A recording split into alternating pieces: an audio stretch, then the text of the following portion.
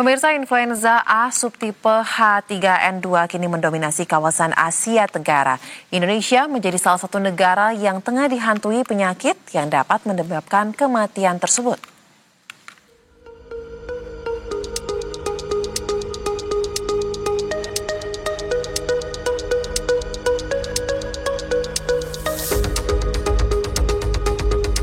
Kementerian Kesehatan Republik Indonesia mengingatkan kemungkinan meningkatnya kasus influenza A, khususnya subtipe H3N2, yang kini dilaporkan mendominasi di kawasan Asia Tenggara.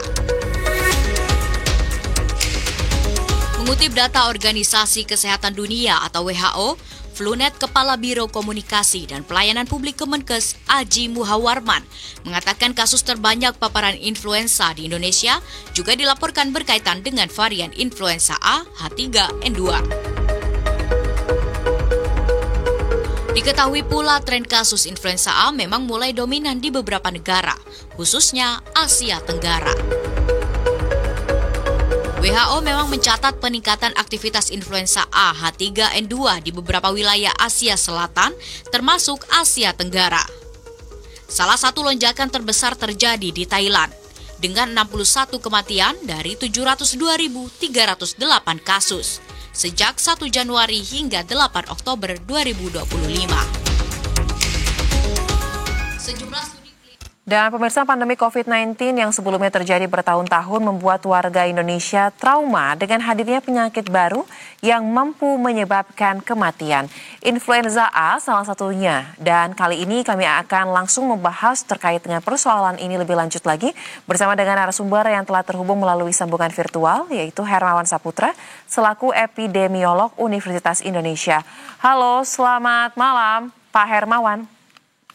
Selamat malam. Pendengar BTV, salam sehat selalu. Salam sehat, Bapak. Bapak, kalau kita lihat terkait dengan fenomena saat ini ya, ada influenza A yang ditakutkan oleh masyarakat karena memang banyak sekali sepertinya saat ini yang sakit flu tapi meminum obat udah beberapa waktu pun bahkan tidak kunjung sembuh, bahkan kumat lagi. Nah, mungkin pada tahap awal ini saya ingin Anda menjelaskan sebenarnya seperti apa sih virus influenza A ini?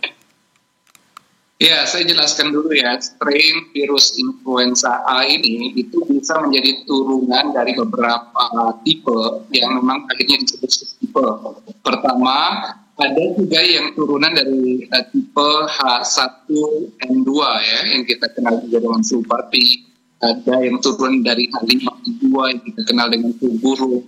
Nah, ini adalah turunan dari H3N2. Dan umumnya influenza tipe A ini dia juga terkategori dari golongan RNA, jadi robunuklear acid yang satu helai yang sifatnya very virulent, jadi sangat menular atau cepat menular. Nah, hanya saja turunan virus ini sebenarnya sejauh ini tidak diketemukan yang begitu patogen dalam menyebabkan severity cases atau pemberatan kasus. Dia sifatnya penularan cepat, memiliki dampak pemberatan pada orang-orang dengan risiko tertentu, terutama pada anak-anak, kemudian lansia, dan orang dengan penyakit kronis. Nah, dalam situasi yang normal sebenarnya virus ini bisa dikalahkan oleh antibodi kita kalau kita menjaga vitalitas dan juga higienitas. Tetapi umumnya di kala cuaca ekstrim panas seperti gerak semu matahari di periode November dan juga Oktober ini, itu menyebabkan keparahan ini dan penyebaran yang cepat terjadi di wilayah negara-negara tropis seperti Asia Tenggara dan termasuk negara kita di Indonesia. Jadi penularannya mudah melalui droplet atau juga pernapasan, kedekatan, higienitas yang tidak terlalu menjaga jarak dan seterusnya. Ini penularannya transmisinya mirip dengan COVID-19 karena memang dari golongan virus yang menyerang saluran pernapasan atas. Nah, oleh karena itulah penggunaan masker, menjaga jarak, dan mencuci tangan itu mirip caranya untuk mencegah seperti kita menghadapi COVID-19 dahulu. Nah, tetapi memang strain virus ini bisa saja terus berkembang dan berubah secara genetik, itu tergantung dari inang dan rantai penularannya dengan resiko orang-orang tertentu karena juga faktor biologis dan fisiologis yang berbeda. Kira-kira begitu mekanisme dari influenza tipe A.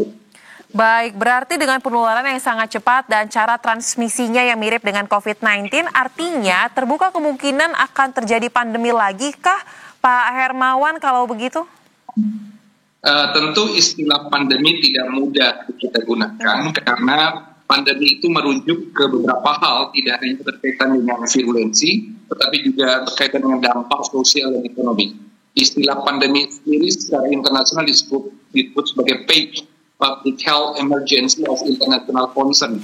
Nah, kalau kasus-kasus seperti ini sebenarnya tidak berbeda jauh dengan virus influenza umumnya yang kita ada di setiap waktu, setiap saat, tetapi karena memang di kala pancaroba seperti saat ini, penularannya semakin masif karena memang di negara kita cenderung di bawah garis tropis, tekanan hari dan panas itu tinggi, polutan mudah terjadi, kemudian kelelahan fisik terjadi, dan juga kombinasi dari head stroke dan head exhaustion gitu ya, yang menyebabkan juga penurunan kondisi vitalitas dan akhirnya mudah ditularkan oleh virus influenza.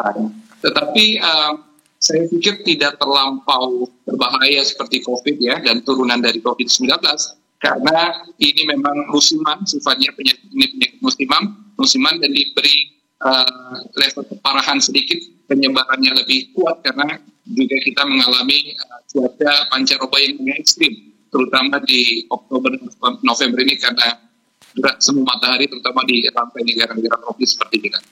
Baik, nah kalau begitu Pak Hermawan, kira-kira dengan situasi yang ada, cuaca panas ekstrim yang tadi Anda katakan ini mempercepat adanya penyebaran ya dan cara transmisi yang sangat mudah, kira-kira kelompok masyarakat apa yang paling rentan untuk terkena influenza tipe ini? Apakah semuanya sama rata atau mungkin ada catatan-catatan tertentu? Kalau di COVID kan paling diberikan catatan itu terkait dengan orang-orang dengan komorbid ya kalau tidak salah. Seperti apa Pak Hermawan?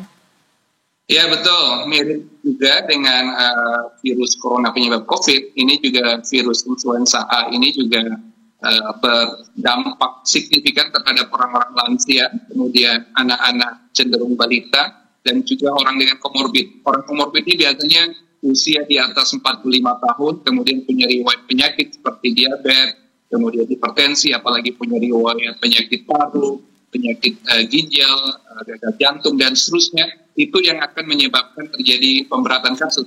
Oleh karena itu, buat orang per orang atau keluarga yang memiliki gejala batuk, pilek dalam suasana seperti ini harus menggunakan masker dan terutama melindungi keluarga yang memiliki riwayat penyakit komorbid tadi. Nah, anak-anak tentu saja karena sifatnya tidak mampu melindungi dirinya secara mandiri, maka memang mudah terpapar, dan biasanya pada anak itu demam, karena demamnya biasanya lebih dari 38 hingga 39 derajat Celcius, kadang orang tua menjadi panik dan seterusnya. Tetapi cuaca yang mendukung seperti saat ini, panas yang ekstrim, ini harus pandai kita menggunakan alat pelindung diri, terutama kalau keluar rumah di kala siang hari yang terik, harus menggunakan pakaian panjang, lengan panjang, kemudian bawahan panjang, bila perlu penutup kepala bagi laki-laki, atau mungkin kalau yang sudah muslim biasanya berkerudung udah lebih baik. Bisa juga ditambah dengan tabir surya gitu ya, yang memang bisa melindungi, termasuk perbekalan untuk biasa minum di siang hari. Ini semua lebih membantu kita menjaga vitalitas, di samping tadi ya, terbiasa mencuci tangan, jaga jarak, itu adalah rumus terbaik sejak zaman COVID-19. Kuncinya yang gizi. Kalau kita dapatkan vitalitas yang baik, istirahat yang cukup, dan sanitasi yang kita tidak perlu yang kita khawatirkan untuk strain influenza. Baik, kalau begitu selain bisa melakukan terkait dengan menjaga kebersihan diri sendiri dan juga aware dengan apa yang dipakai di tengah cuaca ekstrim panas ini, terakhir Pak, saya ingin tanya, apakah vaksin influenza yang biasa disarankan untuk diulang setiap tahun ini menjadi suatu hal benteng pertahanan yang patut untuk dilakukan, bahkan wajib saat ini karena mampu untuk memperbaiki kondisi badan, atau seperti apa kira-kira? Tentu saja vaksinasi itu lebih baik.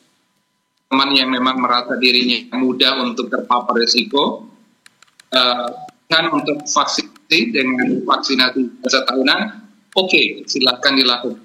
Tetapi bagi orang kondisi vitalitasnya baik, mudah, tidak komorbid, dan aktif bisa menjaga diri dari kebersihan, menjauhi keterpaparan faktor risiko penularan itu juga tidak masalah. Intinya kayak hidup bersih dan sehat, vaksin itu adalah cara itu yang terbaik saat masyarakat kita punya awareness seperti itu. Tetapi juga pemerintah penting untuk melakukan screening ya, agar himbauan, edukasi dan juga kembali berperilaku hidup bersih dan sehat itu dikampanyekan dengan masif. Rasanya kita biasa menghadapi ini dengan baik dan bijaksana. Baik, kita harapkan ini juga menjadi pengetuk ya kesadaran bagi seluruh masyarakat di tengah kondisi yang ada saat ini agar menjadi lebih peka lagi untuk menjaga kesehatannya. Terima kasih Bapak Hermawan Saputra selaku epidemiolog dari Universitas Indonesia telah berbagi informasi bersama kami di Berita Satu Utama. Salam sehat, selamat kembali beraktivitas. Salam sehat, sampai jumpa.